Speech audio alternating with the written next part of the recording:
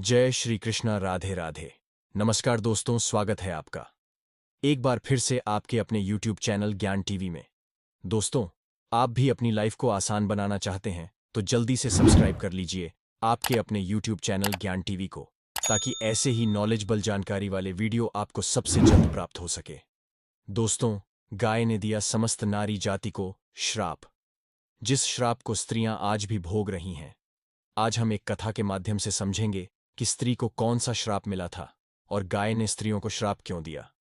आपके सभी प्रश्नों का उत्तर इसी वीडियो में मिलेगा। कृपा करके इस वीडियो को शुरू से लेकर अंत तक जरूर देखें।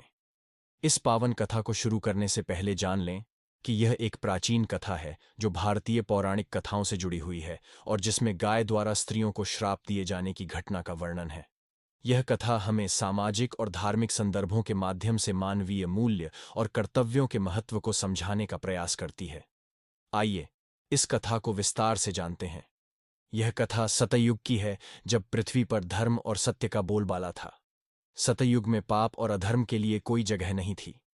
देवी देवताओं के बीच में एक अद्भुत संतुलन था।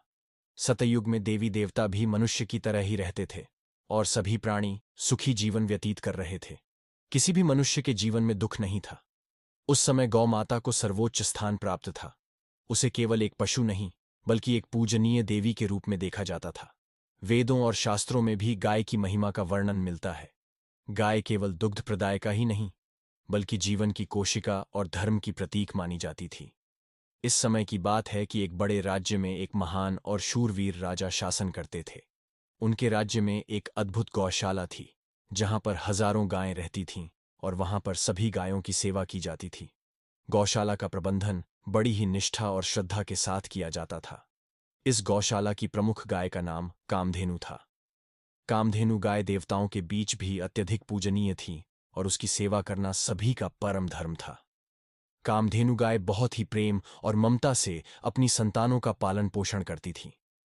एक बार की बात है, कामधेनु की सेवा में एक नवयुवती स्त्री नियुक्त की गई। यह स्त्री बहुत ही सुंदर, सुशील और धर्मपरायण थी। वह कामधेनु की सेवा बड़े ही निष्ठा और भक्ति के साथ करती थी। वह स्त्री कामधेनु की सेवा करके बहुत प्रसन्न थी, लेकिन बीतते समय के साथ उस स्त्री के मन में अहंकार और अभिमान का वास हो गया। उसने सोचा कि वह कामधेनु की प्रमुख सेविका है, इसलिए वह भी अत्यधिक पूजनीय और सम्माननीय है। इस अहंकार के कारण उसका व्यवहार बदल गया और वह कामधेनु के प्रति अनादर दिखाने लगी। एक दिन जब कामधेनु अपनी संतानों के साथ हरी हरी घास चर रही थी, तब वह स्त्री आई और कामधेनु को झिड़कते हुए कहा, तुम्हें इतनी ममता क्यों है? क्या तुम्हें अपने कर्तव्य का भान नहीं है? तुम्हें राजमहल की सेवा करनी चाहिए और यहां समय व्यर्थ मत करो। कामधेनु गाय ने यह सुनकर बड़े ही शांत भाव से कहा, हे स्त्री, मैं अपने कर्तव्यों का पालन कर रही हूं। मातृत्व और सेवा का भाव ही मेरा धर्म है। तुम्हें भी अपने कर्तव्यों का पालन करना चाहिए। लेकिन स्त्री के अभिमान ने उसे और अधिक अनादरपूर्ण बना दिया और उसने कामधेनु की बातों को नजरअंदाज कर दिया।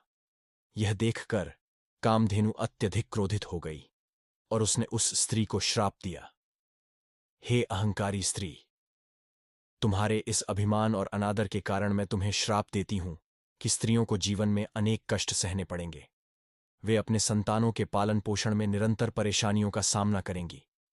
कामधेनु के इस श्राप का प्रभाव तुरंत ही सारे संसार पर पड़ने लगा। स्त्रियां जो पहले सजीवता, स्वतंत्रता और सुख से भरी थीं, अब अनेक कष्टों का सामना करने लगी मातृत्व का सुख, जो पहले एक सहज और सुखद अनुभव था, अब एक चुनौती बन गया।